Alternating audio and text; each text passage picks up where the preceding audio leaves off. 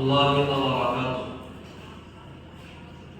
نحمده ونستعينه ونستغفره ونؤمن به ونتوكل عليه ونعوذ بالله من شرور أنفسنا ومن سيئات أعمالنا من يهده الله فلا مضل له ومن يضلله فلا هادي له ونشهد أن لا إله إلا الله وحده لا شريك له ونشهد أن سيدنا ونبينا ومولانا محمدا عبده ورسوله الذي أرسله الله تعالى بالحق بشيرا ونذيرا وداعيا إلى الله بإذنه وسراجا وقمرا منيرا فقد قال الله تعالى في كلام المجيد والفرقان الحميد إن الله وملائكته يصلون على النبي يا أيها الذين آمنوا صلوا عليه وسلموا تسليما اللهم صل على سيدنا مولانا محمد وعلى آل سيدنا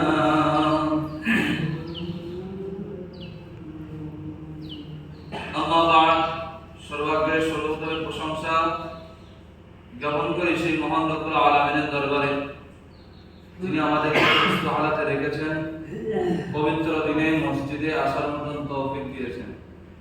শুকরিয়া স্বরূপ সকলে ভক্তি করে বলি আলহামদুলিল্লাহ। দরুদ ও সালাম প্রেরণ করি বিশ্বনবী মুহাম্মদুর রাসূলুল্লাহ সাল্লাল্লাহু আলাইহি ওয়াসাল্লামের রওজাতুল আতহারে। সকলে বলে উঠি সাল্লাল্লাহু আলাইহি ওয়াসাল্লাম। সম্মানিত মুসল্লি ও দিনদার আল্লাহওয়ালা ভাই বাবাজিরা, আল্লাহ রাব্বুল আলামিন আমাদের সকলের মনের নিয়াতকে কবুল করেন, সবাই বলেন আমিন। এবং রবিউল আউয়াল মাসের আজ তৃতীয় জুমার দিনে আল্লাহ রাব্বুল আলামিন আমাদের সকলের এই রবিউল আউয়াল মাসের সম্পূর্ণ ফজিলত ও বরকত নসিব করেন, সবাই বলেন আমিন। গেল জুমা তথা বিগত জুমার দিনে আমি আলোচনা করেছিলাম আল্লাহ রাসূল সাল্লাল্লাহু আলাইহি ওয়াসাল্লাম থেকে এবং আল্লাহ রাসূলের সিরাত থেকে কয়েকটি শিক্ষার কথা আলোচনা করেছিলাম। আজকের কোরআন কারীমের একটি আয়াতের উপরে নির্ভর করে সাহাবায়ে কেরামের জীবন থেকে কিছু শিক্ষা আল্লাহ রাসূলের সুন্নাহ অনুযায়ী বলার জন্য আজকে নির্ধারণ করেছি। আল্লাহ রাব্বুল আলামিন কবুল করেন, সবাই বলেন আমিন। আল্লাহ রাব্বুল আলামিন বলেন, লাকাদ কানা লাকুম ফি রাসূলিল্লাহি উসওয়াতুন হাসানাহ। অবশ্যই তোমাদের জন্য আল্লাহর রাসূলের মধ্যে রয়েছে উসওয়ায়ে হাসানা, অর্থাৎ যেটাকে বলা যায় উত্তম আদর্শ। সুবহানাল্লাহ। আল্লাহ রাসূলের ভিতরে উত্তম আদর্শ ছিল বলেই সেই অনুযায়ী চলেছেন সাহাবীরা। সাহাবীদের ভিতরে আল্লাহ রাসূলের সুন্নাহ অনুযায়ী জীবন চলা এবং তাদের নিজেদের একেবারে আদর্শ হিসাবে গঠন করে নেওয়া, সেগুলোকে দেখে যারা অনুসরণ করে চলেছিলেন তারা হলো তাবেঈন। তারাও আল্লাহ রাসূলের সুন্নাহ অনুযায়ী চলেছিলেন। এরপরে আরেকটা যুগ ছিল তাবাউ তাবে', যারা তাবেঈন অর্থাৎ যারা সাহাবীদের অনুকরণ করে চলেছিল, অর্থাৎ রাসূলের জীবন আদর্শকে যারা সাহাবীদের থেকে নিয়েছিল, হ্যাঁ, তাদের অনুসরণকারীরাই হলো তাবেঈন তাবে। সমস্ত সবার ভিতরে আল্লাহ রাসূলের এই উত্তম আদর্শ ছিল, যার কারণে আল্লাহ রাসূল সাল্লাল্লাহু আলাইহি ওয়াসাল্লাম হাদিসের মধ্যে বলেছিলেন, খায়রুল কুরুনি করনি, সবথেকে শ্রেষ্ঠ যুগ হলো আমার যুগ। সুবহানাল্লাহ। এবং সুম্মাল্লাযীনা ইয়ালুনহুম, এরপরে আমার পরের যুগ, সুম্মাল্লাযীনা ইয়ালুনহুম, তারপরে আমার পরের যুগ, যে যুগের মানুষেরা সোনালী যুগে তারা জীবন যাপন করেছিল। সুবহানাল্লাহ। যাই হোক, আজকের এই আয়াতের উপরে ভিত্তি করে আল্লাহ রাসূল সাল্লাল্লাহু আলাইহি ওয়াসাল্লামের সাহাবায়ে কেরামদের জীবন থেকে কিছু শিক্ষা আমরা নিই। প্রথম শিক্ষা আমরা 1 নম্বর নিব, সেটা হলো এই, সাহাবায়ে কেরামরা আল্লাহ রাসূল থেকে একটা শিক্ষা গ্রহণ করেছিলেন, সেটা হলো এই, সর্ব অবস্থাতেই যেখানেই থাক না কেন বা যেখানেই বসবাস করুক না কেন, সর্ব অবস্থাতেই আল্লাহর উপর তাওয়াক্কুল করতেন সাহাবায়ে কেরাম। সুবহানাল্লাহ। কারণ আল্লাহর প্রতি পূর্ণ ভরসা তাদের ছিল। কারণ আল্লাহ রাব্বুল আলামিন বলেছেন, ওয়া আলাল্লাহি ফালইয়াতাওয়াক্কালু ফাতাওয়াক্কালু ইন কুনতুম মুমিনিন। আল্লাহর উপরে তোমরা পরিপূর্ণ তাওয়াক্কুল করো যদি তোমরা ঈমানদার হও। সাহাবায়ে কেরামরা তো সবথেকে বড় মানের ঈমানদার, অবশ্যই তাদের ভিতরে আল্লাহর তাওয়াক্কুল থাকবেই। এটা আমাদের মানে একান্ত বিশ্বাস। আমার ভাইরা, এই কথা অনুযায়ী আল্লাহ কোরআনের এই আয়াতের উপরে নির্ভর করে সাহাবায়ে কেরাম রাসূল সাল্লাল্লাহু আলাইহি ওয়াসাল্লাম থেকে তারা শিখেছিলেন, কোনো কঠিন অবস্থায় বা কোনো দুর্দশা অবস্থাতেও হতাশ হওয়া যাবে না। সর্বদাই আল্লাহর উপরে তাওয়াক্কুল করে চলতে হবে, আল্লাহর উপরে ভরসা করে চলতে হবে। একটা ছোট্ট ইতিহাসের কথা আপনাদেরকে স্মরণ করিয়ে দিই। আল্লাহ রাসূল সাল্লাল্লাহু আলাইহি ওয়াসাল্লাম তিনি যখন মক্কা থেকে চিরদিনের মতো নয়, বরং ক্ষণেকের জন্য শান্তির লক্ষ্যে আল্লাহর হুকুমে মদিনাতে হিজরত করে যাচ্ছিলেন, সেই সময় আল্লাহর নবী মুহাম্মদুর রাসূলুল্লাহ সাল্লাল্লাহু আলাইহি ওয়াসাল্লাম 3 দিন 3 রাত একটা গুহাতে অবস্থান করেছিলেন, যার নাম হলো গারে সওর গুহা। ওই গুহাতে আল্লাহর নবী মুহাম্মদুর রাসূলুল্লাহ সাল্লাল্লাহু আলাইহি ওয়াসাল্লামের পিছু ধাওয়া করেছিল কাফেররা, কারণ রাসূলকে যেতে দেবে না এবং রাসূলকে দুনিয়ার বুক থেকে বিদায় করে দেবে, এই লক্ষ্যে। যাই হোক, এমন একটা পরিস্থিতি ঘটেছিল সেই সময়, আবু বকর সিদ্দিক রাদিয়াল্লাহু তাআলা আনহু তিনি বলছিলেন, ইয়া রাসূলুল্লাহ, কাফেররা এবং দুশমনরা তো আমাদের গুহার সামনে চলে এসেছে, আমরা তো আর নিরাপদ নই এখন। কিন্তু আল্লাহ সাল্লাল্লাহু আলাইহি ওয়াসাল্লাম সেই সময় বলেছিলেন, লা তাহজান ইন্নাল্লাহা মা'ানা, তুমি চিন্তিত হয়ো না, তুমি দুর্দশাগ্রস্ত হয়ো না, নিশ্চিত মনে রাখো আল্লাহ রাব্বুল আলামিন আমাদের সঙ্গে আছে। সুবহানাল্লাহ। তাই তো, এটাই হলো আল্লাহর উপরে তাওয়াক্কুল করার সবথেকে বড় একটা উদাহরণ এবং স্বরূপ পাওয়া যায়। আমার ভাইরা, এই কথা থেকে আমরা শিক্ষা গ্রহণ করতে পারি যে সাহাবাগণ তারা শিখেছিলেন আল্লাহর সাহায্যের উপর আস্থা রাখতে হবে। আল্লাহর সাহায্য একদিন না একদিন আসবেই, যদি আমরা ঈমানদার হই, যদি আমার ঈমানটা মজবুত থাকে। আল্লাহ রাব্বুল আলামিন তিনি কোরআন কারীমের মধ্যে বলেছেন যে ঈমানদারদের সহযোগিতা সাহায্য করা আমার উপরে দায়িত্ব। এটা আমার উপরে দায়িত্ব হলো এটাই যে আমি ঈমানদারদেরকে সাহায্য করব যদি তারা প্রকৃত ঈমানদার হয়ে থাকে। আমার ভাইরা, আল্লাহ রাসূলের সাহাবায়ে কেরামরা তারা রাসূলের সুন্নাহ থেকে, রাসূলের জীবন আদর্শ থেকে এই শিক্ষা গ্রহণ করেছিলেন যে কখনো কোনো পরিস্থিতিতে কোনো সময়ে আল্লাহ বলা হলে হবে না। যে পরিস্থিতি হোক না কেন আমার, যে অবস্থা হোক না কেন আমার, যে পরিস্থিতিতে আমি থাকি না কেন, যে মুসিবতে আমি থাকি না কেন, অবশ্যই আমাকে মনে রাখতে হবে আল্লাহ আমার সঙ্গে আছে। কারণ একটা কোরআনের আয়াত এর প্রতি ইঙ্গিত করে। জানেন আল্লাহ রাব্বুল আলামিন ঈমানদারদের কোথায় থাকে? আল্লাহ রাব্বুল আলামিন কোরআন কারীমের মধ্যে বলেছেন, ওয়া নাহনু আকরাবু ইলাইহি মিন হাবলিল ওয়ারিদ। আমি একজন বান্দার তার একেবারে এই শীত দ্বারা থেকেও আরো নিকটে থাকে। সুবহানাল্লাহ। নিশ্চিতভাবে মনে রাখতে হবে, কোন পরিস্থিতিতে আমাকে আল্লাহ বলা হলে হবে না, ভরসা পুরো 100% আল্লাহর উপরে আমাকে রাখতে হবে। যেমন কি সাহাবায়ে কেরামরা রেখেছিলেন, যখনই কোনো প্রকারের দুর্দশাগ্রস্ত হতেন সবাই এসে তারা তাদের নিজেদের মতো করে মসজিদে এসে নামাজ আদায় করতেন। 2 রাকাত নামাজ আদায় করে নিজের প্রয়োজনের কথা আল্লাহর কাছে বলতেন, আল্লাহ আমার এই মুসিবত, আমি এই মুসিবতে গ্রেফতার হয়েছি, আপনি আমাকে সাহায্য করুন। অবশ্যই আল্লাহ রাব্বুল আলামিন তাকে এবং সেই বান্দাদেরকে অবশ্যই তার রহমতের সাহায্য তাদের উপরে পাঠিয়েছিলেন। সুবহানাল্লাহ। সুতরাং এরা এমন একজন মানুষ যারা ছিলেন আল্লাহর রাসূলের সংস্পর্শে মানুষ এবং রাসূলের সাথে সব সময় থেকেছেন, আল্লাহর রাসূলের সব কিছুকে তারা দেখভাল করেছেন। বিশেষ করে তাদের ভিতরে এই চরিত্রটা ছিল, কোনো অবস্থাতেও তারা আল্লাহকে ভুলতো না এবং আল্লাহকে সব সময় তারা স্মরণে রেখে দিত।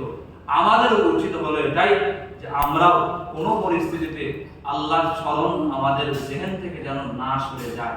বলেন ইনশাআল্লাহ। দ্বিতীয় নম্বর একটা সাহাবায়ে কেরামদের জীবনী থেকে শিক্ষা হলো এটাই, আল্লাহর পথে কুরবানি ও ত্যাগ। আল্লাহর পথে কুরবানি সাহাবায়ে কেরামরা করেছিলেন, ত্যাগও করেছিলেন। আল্লাহ রাসূল সাল্লাল্লাহু আলাইহি ওয়াসাল্লাম তিনি বলেছেন, আসাদুন নাসি বালাআন আল আমবিয়া সুম্মা আমসাল ফাল আমসাল। বিপদ কাদের আসে বেশি? জানেন বিপদ, আল্লাহ রাসূল সাল্লাল্লাহু আলাইহি ওয়াসাল্লাম বলেছেন, সবথেকে বেশি মুসিবতের মধ্যে, মানুষদের থেকে সবথেকে বেশি মুসিবতের মধ্যে গ্রেফতার বা পরীক্ষিত হয়েছেন নবীরা। সুবহানাল্লাহ। আর তারপরে নবীদের অনুসরণকারীরা, তারাই সবথেকে বেশি মুসিবতে গ্রেফতার হয়েছে।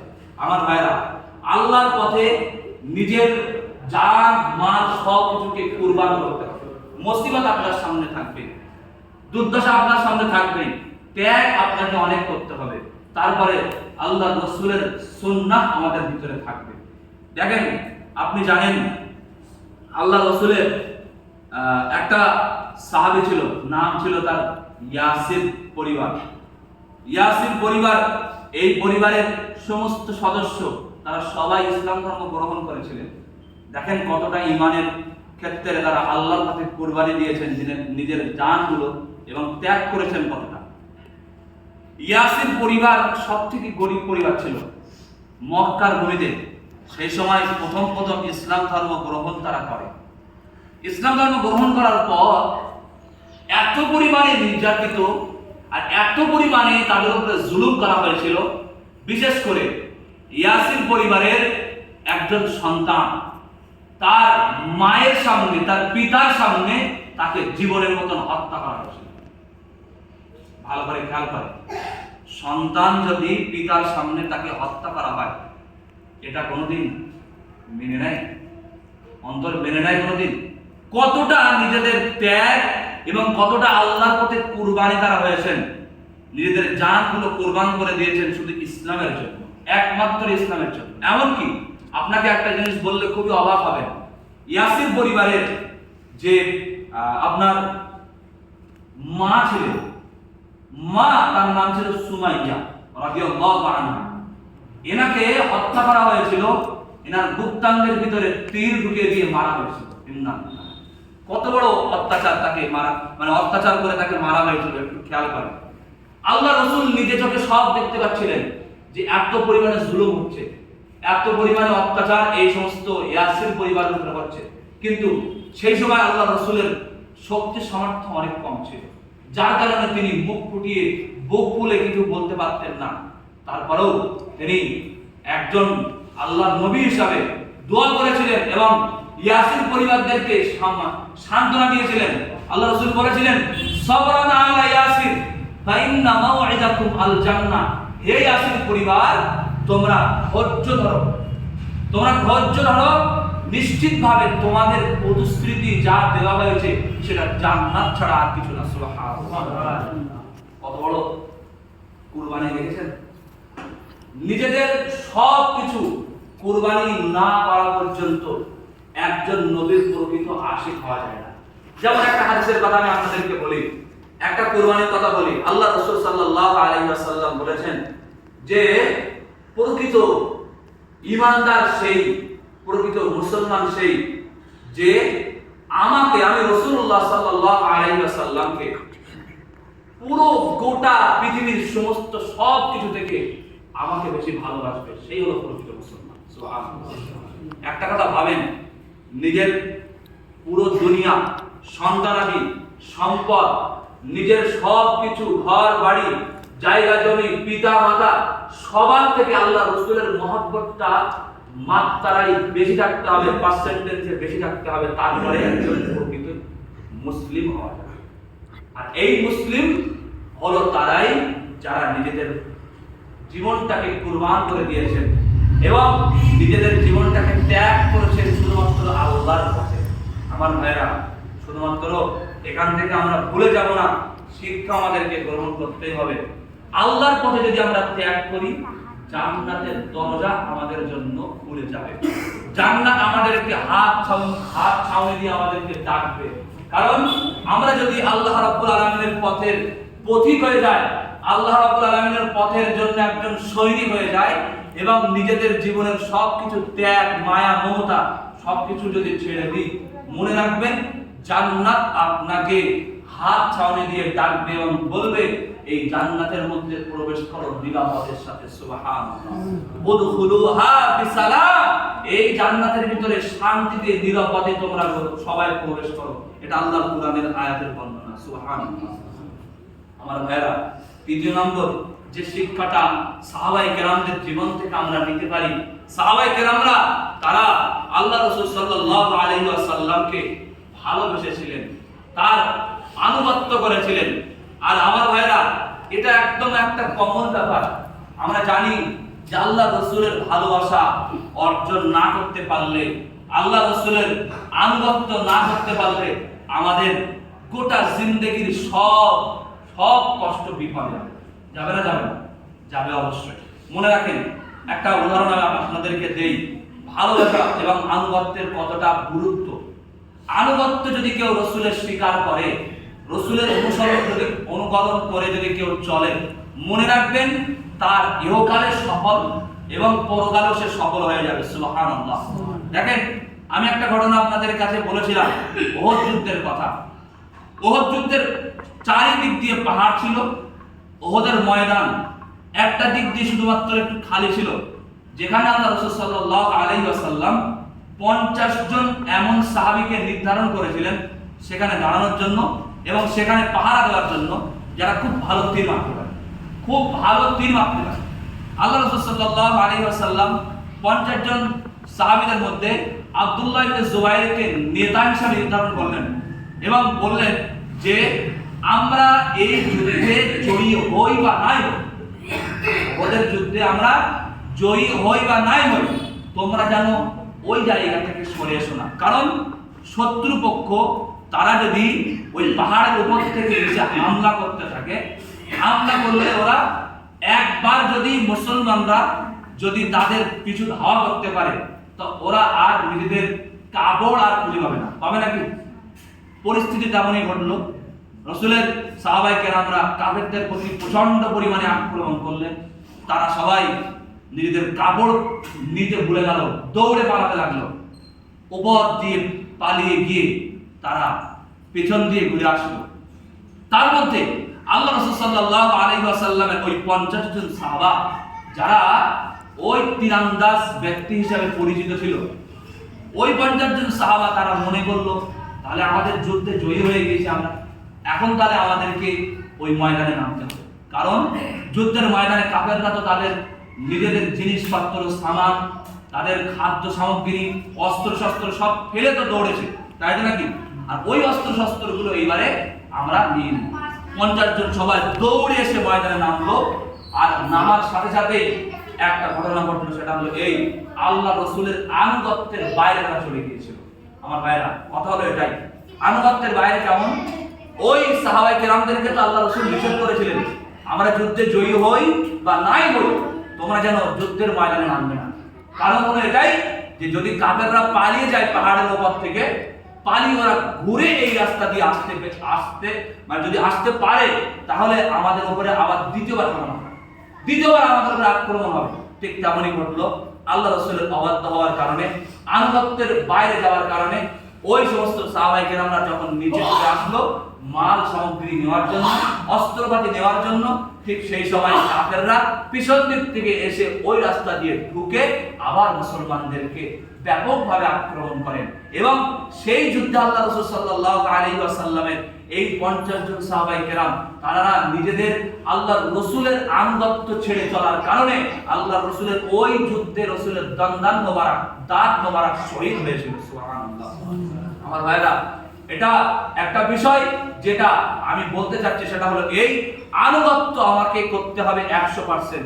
আল্লাহ রাসূলের সুন্নাহ অনুযায়ী আমাকে চলতে হবে 100%। যদি আমরা রাসূলের আনুগত্য করতে পারি, অবশ্যই আমাদের জন্য জান্নাত অপেক্ষা করছে এবং আমরা জান্নাতি হব ইনশাআল্লাহ। এরপরে 4 নম্বর একটা শিক্ষা আমি আপনাদেরকে বলি, আল্লাহ রাসূলের সাহাবায়ে কেরামদের জীবন আদর্শ থেকে। আল্লাহ রাসূলের সাহাবায়ে কেরামরা তারা প্রত্যেকজন নিজেদের ভিতরে ছিল ইখলাস, নিজেদের ভিতরে ছিল খুলুসিয়াত, একানিষ্ঠতা, এবং তারা সবাই ইবাদতের ক্ষেত্রে একদম একানিষ্ঠ ব্যক্তি ছিলেন। সুবহানাল্লাহ। জোরে বলেন সুবহানাল্লাহ। দেখেন, কথাটা হয়তো অল্প কথায় বুঝবেন না, ভালো করে খেয়াল করেন। আল্লাহ রাসূলের সাহাবায়ে কেরামরা তারা প্রত্যেকটা কাজ কোনোদিন এমন কোনো কাজ তারা করেননি যে কাজটা করার কারণে তারা নিজেদেরকে রিয়াকারী হিসেবে মানুষের কাছে পরিচিত করেছেন, আল্লাহর কাছে রিয়াকারী হিসেবে পরিচিত করেছেন। আমার ভাইরা, ভালো করে মনোযোগ দেন। রাসূলের সাহাবায়ে কেরামদের ভিতরে যে কিনা রিয়া করে লোক দেখানোর উদ্দেশ্যে কোনো কাজ করেছে, এমন কোনো কাজ যদি সাহাবায়ে কেরামদের থেকে ঘটে যায় বা ঘটে গিয়েছে, আল্লাহ রাসূল সঙ্গে সঙ্গে একজন সাহাবায়ে কেরামকে বললেন, যে সাহাবীরা ইসলাম ধর্ম গ্রহণ করেছে, ইসলাম ধর্ম একেবারে নবী মুসলিম, ইসলাম ধর্ম গ্রহণ করার সাথে সাথে জিহাদের ময়দানের ডাক। সাহাবায়ে কেরামটা অত্যন্ত জিহাদি মানুষ ছিলেন, যুদ্ধ করার প্রবণতা তার অন্তরে ছিল, সঙ্গে সঙ্গে জিহাদের ময়দানে ঝাঁপিয়ে পড়লেন। কিন্তু আল্লাহ রাসূল তিনি বললেন, এই সাহাবীটা জাহান্নামী, এই সাহাবীটা জাহান্নামী। সাহাবায়ে কেরামরা বলছেন, ইয়া রাসূলুল্লাহ, এটা কেমন সম্ভব? সদ্য ইসলাম ধর্ম গ্রহণ করলো, আপনার ইসলামকে বাঁচানোর তাগিদে ইসলামের পতাকা উত্তোলনের উদ্দেশ্যে জিহাদের ময়দানে ঝাঁপিয়ে পড়লো, জিহাদ করছে, যুদ্ধ করছে, আবার এই জাহান্নামী হবে? আপনাদেরও আশ্চর্য লাগছে। কিন্তু আল্লাহ রাসূল সাল্লাল্লাহু আলাইহি ওয়াসাল্লাম বললেন, অপেক্ষা করো, সময় তোমাদেরকে বুঝিয়ে দেবে। কেমন ভাবে হলো? পরিস্থিতি এমন ঘটলো, ওই সাহাবীটির অন্তরে ছিল যে আমি নিজে শহীদ হব, কিন্তু নিজে শহীদ হতে পারেননি। একটা পর্যায়ে দেখা গেল তিনি নিজের তরবারিকে নিজে আত্মহত্যা করেছিলেন। নাউযুবিল্লাহ। আল্লাহ রাসূল এই কারণেই বলেছিলেন যে ওই মানুষটা জাহান্নামী। আমার ভাইরা, এই যে দেখেন, মানুষটার ভিতরে রিয়া ছিল, জিহাদ করব, আল্লাহকে দেখানোর উদ্দেশ্য নয়, শুধুমাত্র মানুষের দেখানোর উদ্দেশ্যে যে আমি নব্য ইসলাম গ্রহণ করার পরপরই আমি জিহাদ করছি, 1 নম্বর। 2 নম্বর হলো, জিহাদে গিয়ে লোক দেখানো হলেও আমি শহীদ হব। শহীদ হলেও কি নিরাপদ থাকতো? লোক দেখানো শহীদ হতো, তাই না? এরপরেও 3 নম্বর বিষয় হলো এটাই যে সে নিজেকে হত্যা করেছে, তরবারির উপরে নিজেই ঝাঁপিয়ে পড়েছে। এই কারণে আল্লাহ রাসূল সাল্লাল্লাহু আলাইহি ওয়াসাল্লাম তার ব্যাপারে ভবিষ্যৎ করেছিলেন যে এ জাহান্নামী হবে। আমার ভাইরা, বলার বিষয়বস্তু হলো এটাই, আল্লাহ রাসূলের সাহাবায়ে কেরামদের ভিতরে ছিল একানিষ্ঠ, ইবাদতের ক্ষেত্রেও এবং সমস্ত কাজের ক্ষেত্রেও। আল্লাহ রাসূলের সাহাবায়ে কেরামদের ভিতরে আপনারা জানেন, উহুদের ময়দানে যুদ্ধের সময় আল্লাহ রাসূল সমস্ত সাহাবায়ে কেরামদেরকে বলেছিলেন, আমার সাহাবীরা, তোমরা এই উহুদের ময়দানের জন্য কিছু সব তোমরা দান করো। কারণ ওদের ময়দানে যুদ্ধ করতে যাওয়ার জন্য অনেক তরবারি, অনেক সামগ্রী প্রয়োজন। তোমরা কিছু কিছু দান করো। আল্লাহ রাসূলের সাহাবী হযরত আবু বকর সিদ্দিক রাদিয়াল্লাহু তাআলা আনহু তিনি এত একনিষ্ঠ ছিলেন এবং একনিষ্ঠের এত প্রতীক ছিলেন যে নিজের সমস্ত মাল সামগ্রী সব কিছু আল্লাহর রাস্তায় ব্যয় করে দিয়েছেন। সুবহানাল্লাহ। রাসূলের কাছে দান করে দিয়েছিলেন। ওমর রাদিয়াল্লাহু তাআলা আনহু তিনি কি করেছিলেন? তিনি নিজের মালের অর্ধেক, কতটা? অর্ধেক, যা কিছু ছিল তারা অর্ধেকটা আল্লাহর রাস্তায় দান করে দিয়েছিলেন। সবটা ছিল একনিষ্ঠের ব্যাপার। হাদিস শরীফের ভিতরে একটা পাওয়া যায়, দেখেন একনিষ্ঠ হলো এটাই যে আপনি দান করবেন এমন ভাবে, আপনি দেবেন এমন ভাবে, আপনি সাহায্য করবেন এমন ভাবে যে আপনার ডান হাত যেন দান করছে আর বাম হাত যেন না জানতে পারে। সুবহানাল্লাহ। এই হাদিসের ভিতরে আমরা একটা এই ব্যাপারে একটা হাদিস পাই আমরা। আল্লাহ রাসূল বলেছেন, আল ইয়াদুল উলিয়া খায়রুম মিনাল ইয়াদিস সুফলা। উঁচু হাত যেটা দান করা হাত, ওই হাতটা অনেক উত্তম হাত নিচু হাত থেকে। যারা ফকির অবস্থাতে ভিক্ষুক হিসাবে ভিক্ষা চায়, ওই হাতটা আল্লাহর কাছে অনেক নিকৃষ্ট দান করা হাতের তুলনায়। আমার ভাইরা, আমি আপনাদেরকে বোঝাতে চাচ্ছি এটাই যে একনিষ্ঠভাবে বা খুলুসিয়াতের সাথে, ইখলাসের সাথে কোনো বিষয় অবশ্যই আমাদেরকে করতে হবে। কারণ একনিষ্ঠের প্রতীক ছিলেন মুহাম্মাদুর রাসূলুল্লাহ সাল্লাল্লাহু আলাইহি ওয়াসাল্লাম এবং তার সাহাবায়ে কেরাম। আমার ভাইরা, আল্লাহ রাব্বুল আলামিন আমাদের সকলকে সঠিকভাবে রাসূল এবং তার সাহাবায়ে কেরামদের জীবন আদর্শ থেকে নিজেদের জীবনগুলো গঠন করার মতন তৌফিক দান করেন। সবাই বলেন আল্লাহুম্মা আমিন। ওয়া মা তাওফীকি ইল্লা বিল্লাহ। আসসালামু আলাইকুম।